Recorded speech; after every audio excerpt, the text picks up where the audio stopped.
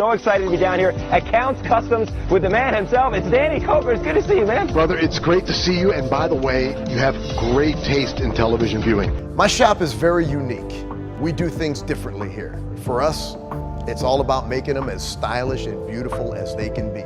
Danny the Count Koker, the star of Counting Cars, is known for his custom builds, bold style, and larger-than-life personality.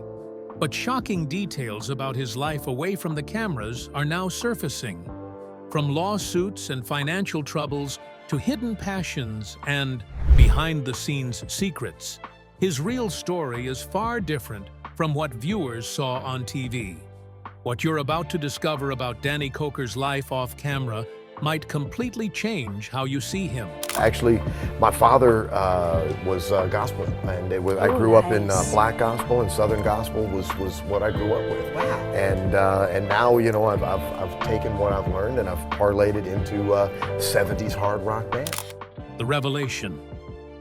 Danny the Count Koker became a household name through Counting Cars, but what you saw on screen was only half the story. Off camera, his world was far more complex, filled with lawsuits, personal struggles, and surprising ventures that most fans never knew about. Let's dig into the shocking truths about Danny Koker's life beyond the cameras. First, the business side. Danny's company, Counts Customs, wasn't always the smooth operation that viewers saw on TV. In reality, the shop faced multiple lawsuits over car restorations. Customers claimed that projects were delayed, mishandled, or came with shocking price tags. For example, in 2014, one lawsuit alleged that Koker's team botched a $50,000 build, which sparked a lengthy court battle. Ask yourself this: if you paid $50,000 for a dream car and it didn't meet expectations, how would you react? Critics have suggested that the dual pressures of running both a TV empire and a busy custom shop may have stretched the business too thin. While fans saw a polished, energetic show, the behind-the-scenes reality was filled with stress and setbacks. When Counting Cars ended, many assumed Danny's career might fade with it. But the truth was far more surprising. By the time the show ended, Danny was struggling personally. He had lost 35 pounds due to stress, was facing a $2.7 million lawsuit, and even his marriage was reported to be under strain.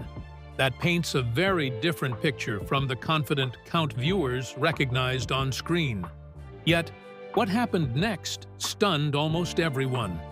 In 2024, Danny staged a comeback that nobody expected. While Counting Cars was still pulling in around $15 million a year at its peak, his new venture managed to double that figure in just a few months. Imagine that, outperforming his own hit show in record time. That raises the question, how did he pull it off? The answer had nothing to do with cars. Away from the cameras, Danny leaned into his passions for music and entrepreneurship. Fans may not realize that he fronts his own rock band, Counts 77, and has built a loyal following in the music scene. His faith has also played a central role in keeping him grounded during turbulent times, shaping both his personal and professional choices. So, while Counting Cars gave viewers a glimpse of Danny Koker, the TV personality, the reality was far deeper. Legal battles, health struggles, unexpected comebacks, and ventures that expanded his empire beyond custom cars. From preacher's son to rocker, from lawsuits and financial risks to music, faith, and private struggles, Danny's past is far more complex than viewers realize. Danny Koker was born in Cleveland, Ohio in 1964 into a Pentecostal preacher's family. He later grew up in Detroit, a city that revolved around the car industry.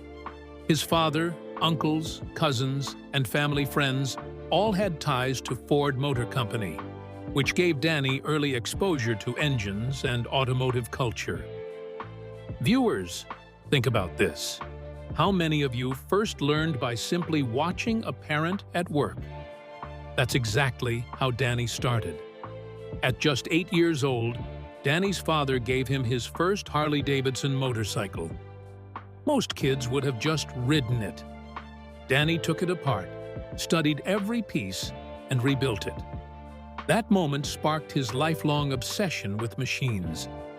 By his teenage years, he was already handling full-scale car projects, often with parts and manuals brought home by his father.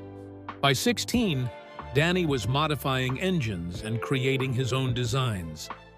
His biggest early project? A 1979 Camaro Z28, which he rebuilt into a street-legal race car. Imagine being a teenager and transforming your first car into something that could compete on the streets. That's how determined he was. Cars weren't his only passion. Danny's father was also a talented musician, performing with the Cathedral Quartet, one of the most famous Southern gospel groups. Music ran deep in the family, and by the age of 11, Danny himself was performing on stage at Carnegie Hall. Let's pause here. 11 years old, standing on one of the most iconic stages in the world. That's not a common childhood. In 1990, Danny made a major shift into television. He became Count Cool Rider, the host of Saturday Fright at the movies in Las Vegas. Every weekend, audiences tuned in to see him introduce B-horror films dressed as a vampire, complete with cape, sunglasses, and a thick accent inspired by his Yugoslavian grandparents. He filled the show with humor, Elvis references, motorcycles, and car culture. Viewers loved it, and the name The Count stuck, even after the show ended in 2001. Danny's life off-screen is a story of reinvention, from tearing down bikes at age 8 to turning a late-night gimmick into a brand recognized worldwide. A Vegas cult icon. Before his rise on Counting Cars, he was known as Count Cool Rider, a horror host on Saturday Fright at the movies from 1990 to 2001. Playing a vampire with an Elvis-inspired style and a Transylvanian accent, he entertained viewers with horror films, all set to the tune of Elvis's CC Rider. But that was just the beginning of his story. In 1998, Danny took his love for vehicles and opened Count's Customs, a small Las Vegas shop focused on customizing motorcycles.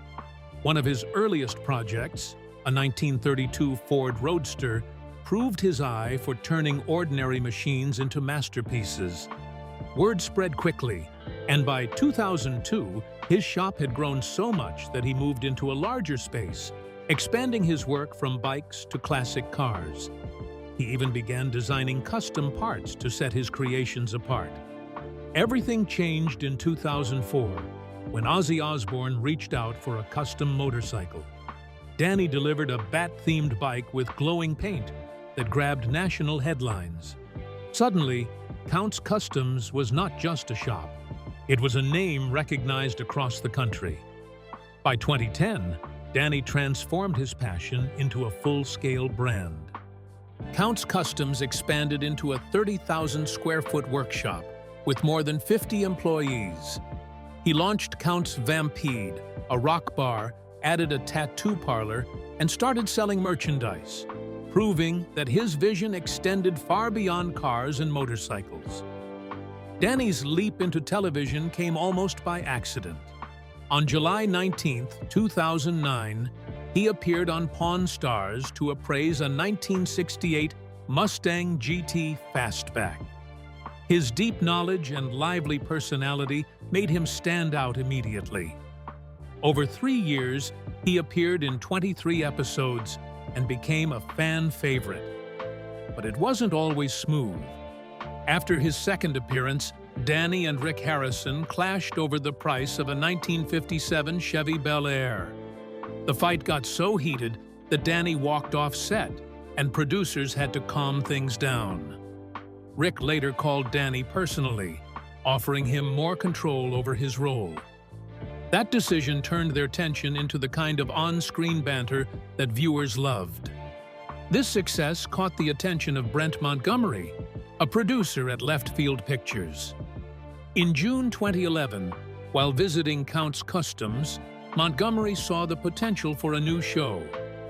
That idea became Counting Cars, the series that finally put Danny Koker and his untold story in the spotlight. Lawsuits and financial battles.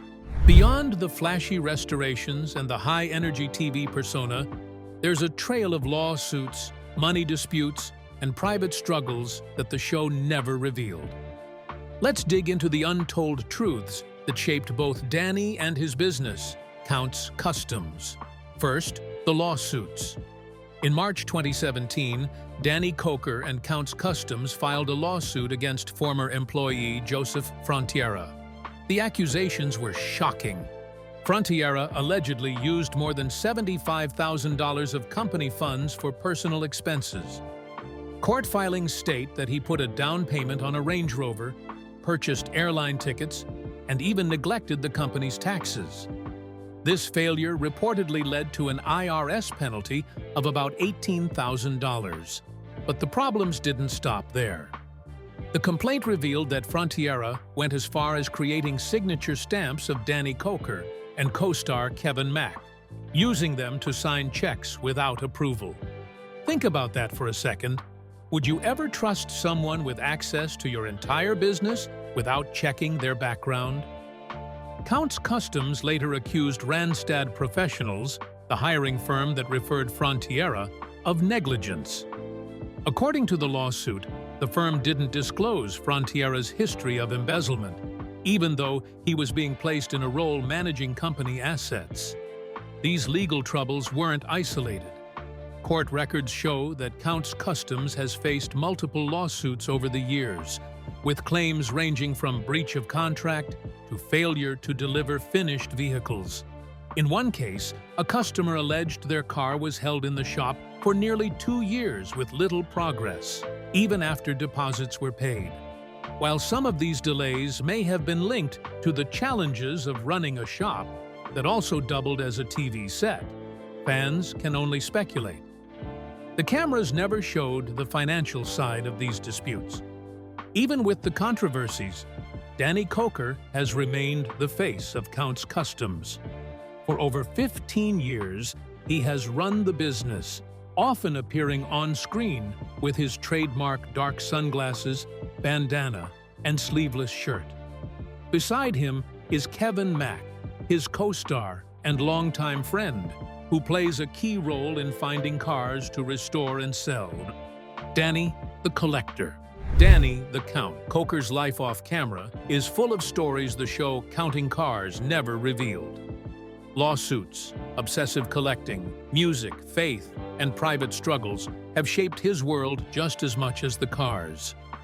And when you start digging into his journey, the truth is both surprising and fascinating. It all began with the car that launched the show's success, the 1968 Mustang Fastback. Rick Harrison from Pawn Stars brought it in for a transformation. His request? A tribute to Steve McQueen's Bullet. The budget was modest, but Danny and his crew worked their magic. The result connected with fans so strongly that the series ran for nearly 180 episodes. From there, the builds only got more creative. One fan favorite was Sparkles 2, a dune buggy painted in shifting shades of blue, topped off with rear lights borrowed from a classic Mustang. Another memorable project was the 1962 Volkswagen Karmann Ghia. This wasn't just any job, it was a heartfelt gift for a crew member's wife. With its glossy red finish and chrome wheels, it stood out as one of the shop's most personal creations. But away from the cameras, Danny's obsession runs deeper. He owns more than 50 cars and 70 motorcycles, tucked away in private garages. Among his favorites are a 1965 Cadillac Fleetwood and rare Harley-Davidsons. Some fans admire this passion, while critics say his hoarding side clashes with the image of a sharp dealer. For Danny, though, these machines aren't just business, they're a part of him. That passion has brought big names to his door. In 2016, Ozzy Osbourne hired him for a custom chopper. a 6-month build costing over $150,000, complete with hand-painted bat wings and a powerful 124 cubic inch engine. In 2018, LeBron James asked him to restore a 1957 Chevrolet Bel Air with a Lakers-themed purple and gold interior. That car alone was worth over $500,000. 2 years later, the Las Vegas Mob Museum brought him in for a $2.5 million project, restoring 5 Cadillacs fitted with bulletproof glass and hidden compartments. And in 2022, Danny completed one of his toughest jobs, restoring John Lennon's psychedelic Rolls-Royce Phantom 5, a $1 million build that took 2 years and parts from 3 continents. Danny's world isn't only about cars. In 2012, he opened Count's Vamped Rock Bar and Grill in Las Vegas. With motorcycles hanging from the ceiling, live music every night, and classic cars on display, it quickly became a hot spot. By 2022, the venue was making over $8 million a year and hosting more than 500 shows. Even though counting cars ended, Danny's legacy didn't. His shop still offers free daily tours where fans can see the legendary builds up close. And walking through Count's Customs today, you realize something. Danny the Count Koker isn't just building cars. He's building a world where his passion for machines, music, and history lives on. The private side fans rarely see. On Danny's private world, his marriage, financial setbacks, friendships, and the choices that nearly ended it all. Stay with us, because by the end, you'll see a side of Danny Koker the show never revealed. Danny was born in Cleveland, Ohio, into a family where cars and music were more than hobbies. They were a way of life. His father, also named Danny Koker, worked for Ford Motor Company and was a musician, which fueled Danny's lifelong passion for both engines and rock and roll. While most fans only know him as a car expert, Danny also holds a degree in broadcasting. Early in his career, he interned at TV stations, worked as a cinematographer, and even served as a production coordinator before stepping into the spotlight. Now, let's talk about his marriage, one of the most private yet dramatic parts of his life. Danny married Corey Koker in 2015 after being together for over 17 years. Unlike many celebrity couples, they chose not to have children, a decision that sparked endless speculation among fans. Corey has always been more than just Danny's partner. She runs Count's Vamped Rock Bar and Grill in Las Vegas, serving as the entertainment director, managing staff, and booking live acts. But their relationship wasn't always smooth sailing. In 2017, the couple was seen publicly arguing outside a restaurant, triggering rumors about trouble in paradise. By 2019, Corey admitted she hadn't taken a vacation with Danny in 3 years, calling herself a TV widow. Think about that. 3 years without a real break. How many of you could handle that in your own marriage? By 2020, the tension escalated, and Corey officially filed for separation, citing irreconcilable differences. The cracks in Danny's personal life also spread into his friendships. His longtime friend and business partner, Kevin Mack, revealed they barely spoke outside of work. Danny had grown isolated, putting the show above everything else. Even on set, crew members noticed changes. He became irritable, short-tempered, and at one point, he locked himself inside his trailer after a heated phone call with Corey. But here's where the story takes a surprising turn. On Christmas Day 2020, Danny and Corey sat down for a serious conversation. That moment became the turning point. Danny promised to put their relationship first. By early 2021, they announced they would step back from running Count's Vamped to focus on rebuilding their marriage. Danny even cut back on filming Counting Cars, reducing episodes from 26 per season to 16.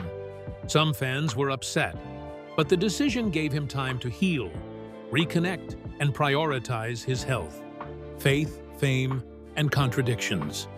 On screen, he looks every bit the part of a rocker with tattoos, bandanas, and a larger-than-life personality. But away from the cameras, Danny's story is filled with sides most viewers never get to see.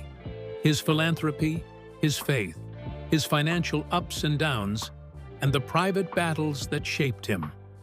Let's start with something that doesn't get enough attention: his generosity. Danny has used his passion for cars to give back in ways that truly change lives. Over the years, he has donated multiple restored vehicles to support community causes. One example is a 1978 Lincoln Continental he rebuilt at Count's Customs and gave to a Las Vegas auction. The car brought in thousands for charity, and he didn't stop there. He has donated quietly to numerous local charities in Las Vegas, often preferring not to draw attention to himself. Through his businesses, he has supported groups that serve veterans, first responders, and Gold Star families. This is the side of Danny most fans never get to see.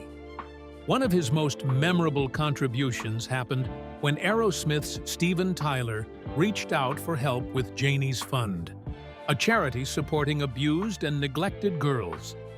Danny stepped in, donating one of his personal cars, a vehicle he had owned for 5 years and restored with just 14,000 original miles. That car sold for $300,000 at a Grammy-connected auction, making it the highest bid of the night. Danny later said, "This car is divinely driven. It has a purpose to do some good." That wasn't just a soundbite. It was a reflection of how much he truly believes in using what he loves to help others. But here's where it gets more interesting. Despite the rock and roll image, Danny is deeply spiritual. His father was a preacher, and from him, Danny learned both discipline and faith. This mix of rebellion and devotion created a personality that's hard to pin down. Some people argue that this contradiction, being both edgy and devout, is what makes Danny so fascinating. What do you think? Is it his faith that grounds him, or is it the contrast that makes him stand out? Now, let's talk money. For his role on Counting Cars, Danny reportedly earns about $100,000 per episode. With an average of 16 episodes per season between 2016 and 2018, that adds up to around $1.6 million a year.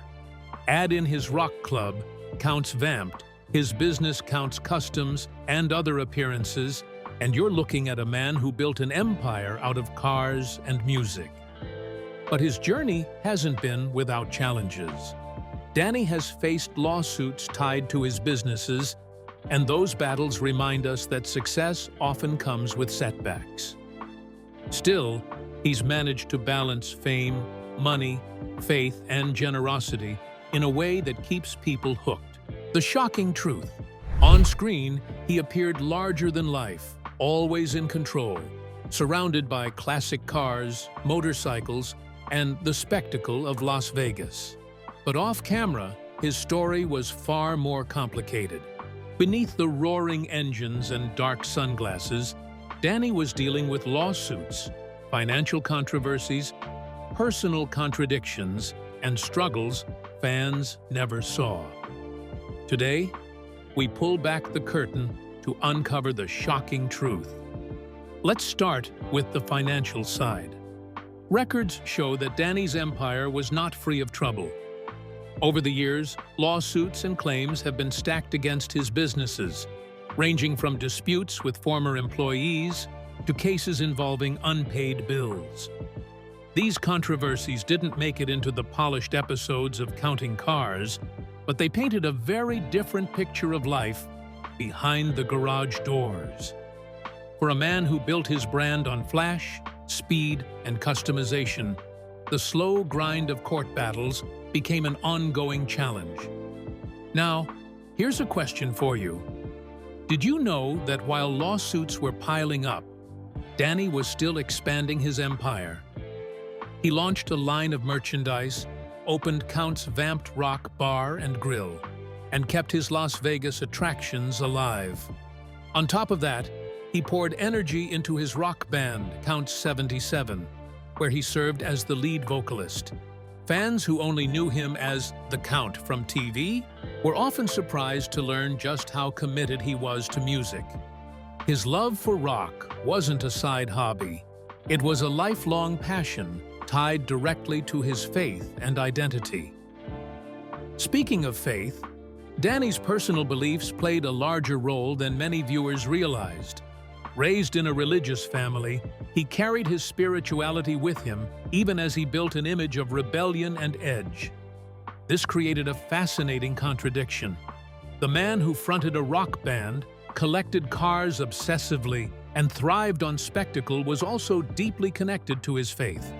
It's a side of him rarely discussed, but one that shaped many of his personal decisions. But the biggest untold truth may be Danny's obsessive nature.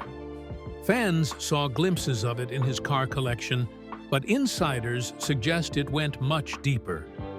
From collecting vehicles to hoarding memorabilia, Danny's drive to preserve things he loved sometimes blurred the line between passion and obsession. And here's where the speculation comes in. Insiders argue that his greatest battle wasn't the lawsuits or even the business risks.